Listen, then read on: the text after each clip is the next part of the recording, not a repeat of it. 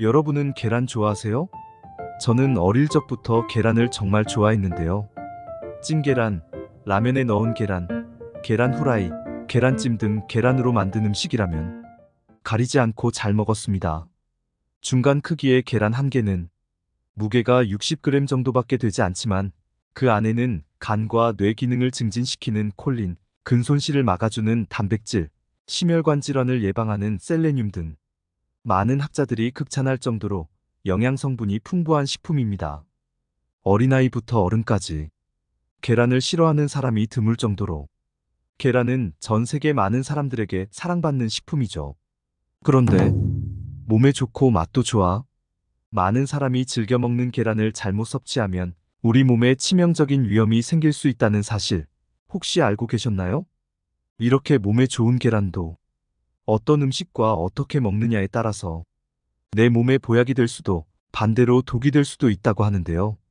이번 시간에는 계란을 먹었을 때 독이 되는 최악의 경우와 이와 반대로 계란을 언제 어떻게 먹어야 가장 큰 효과를 볼 수 있는지 함께 알아보겠습니다.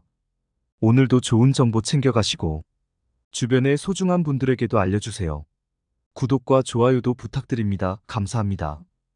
첫 번째로 계란과 함께 먹으면 최악인 음식은 밀가루입니다. 계란에는 기억력을 높이고 치매를 예방해주는 콜린이라는 아주 좋은 성분이 들어있는데요. 뇌세포가 손상되면 아세틸콜린이라는 신경전달 물질이 부족해지면서 알츠하이머 치매로 이어질 가능성이 높아지는데 이때 계란의 콜린 성분이 아세틸콜린의 원료가 되고 세포막 형성에 중요한 역할을 하여 치매를 예방하는 데 도움을 줍니다. 그러나 이처럼 뇌에 좋은 계란을 밀가루와 함께 먹으면 어떻게 될까요?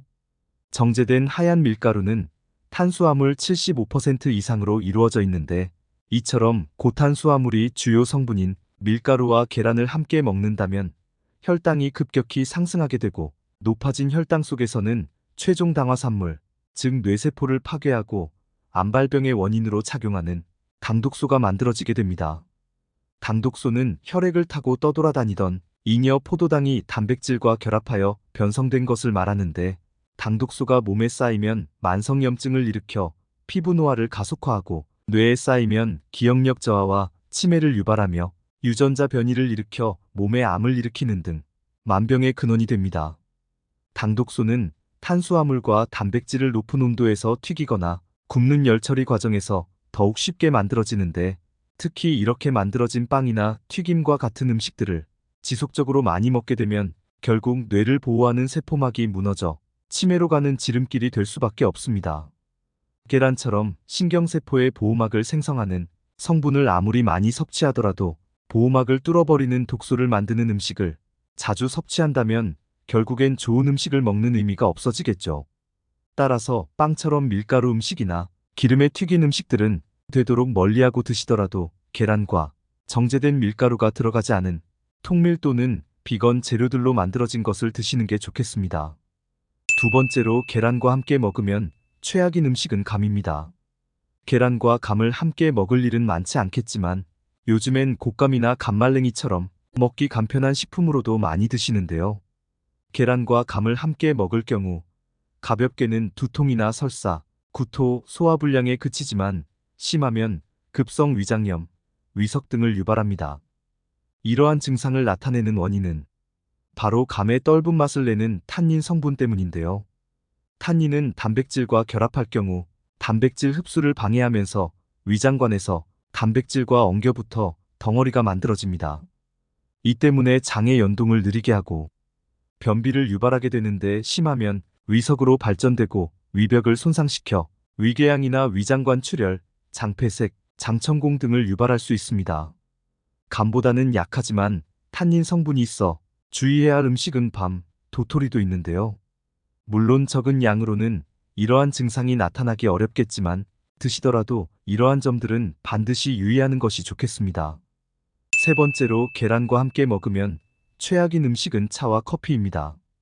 계란을 먹을 때 그 특유의 뻑뻑한 식감 때문에 물 또는 차나 커피 등 마실 것과 함께 드시는 분들이 많으신데요. 그러나 커피나 녹차, 홍차 같은 차 종류에 들어있는 탄닌은 위석을 만들 가능성은 낮지만 계란의 철분 흡수를 방해하여 철분 결핍증을 유발할 수도 있습니다.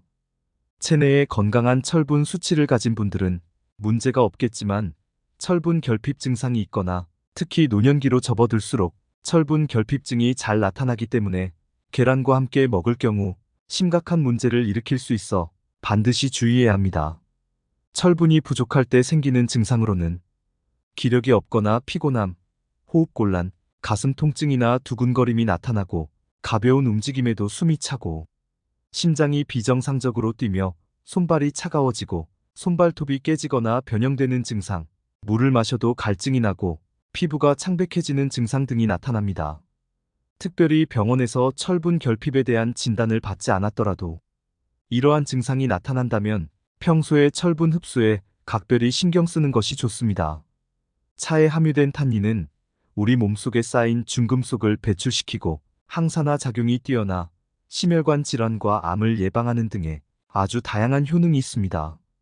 그러나 계란과 차 모두 몸에 좋은 음식이지만 함께 먹으면 앞서 말씀드린 것처럼 부작용이 나타날 수 있으니 되도록 같이 먹기보다는 시간을 두고 한 가지씩 단독으로 드시는 것이 좋겠습니다. 그렇다면 이와 반대로 계란과 함께 먹으면 좋은 음식은 어떤 것이 있을까요? 첫 번째로 계란과 같이 먹으면 좋은 음식은 토마토입니다. 토마토와 계란은 그야말로 환상의 궁합이라고 할 수 있는데요. 계란은 풍부한 단백질의 공급원이 되지만 비타민C가 많이 부족한 식품입니다. 보고된 바에 따르면 비타민C가 부족할 경우 뇌 인지 기능이 저하되고 치매 발병에도 영향을 미치며 당뇨병과 같은 혈관 질환의 발병률이 증가한다고 하는데요. 때문에 계란과 비타민이 풍부한 토마토를 같이 드시는 것이 좋습니다. 미국 국립암연구소 연구에 따르면 계란과 토마토를 주 10회 이상 섭취한 사람은 그렇지 않은 사람보다 전립선암 발병률이 45%나 낮았다고 하는데요. 이는 토마토의 주요 성분인 라이코펜이라는 성분의 탁월한 항암 효과에 의한 것으로 특히 열을 가해 조리하면 체내 흡수율을 5배나 높일 수 있어 계란과 함께 조리해서 먹으면 더욱 효과적입니다. 두 번째로 계란과 함께 먹으면 좋은 음식은 호박입니다.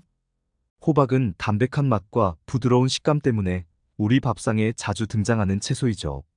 칼로리는 높지 않으면서 영양소는 풍부하고 더불어 베타카로틴, 레시틴과 같은 성분이 콜레스테롤이 혈관에 쌓이는 것을 억제하고 나트륨과 노폐물 배출 및 해독작용 효능까지 있어 계란과 아주 좋은 궁합이 됩니다.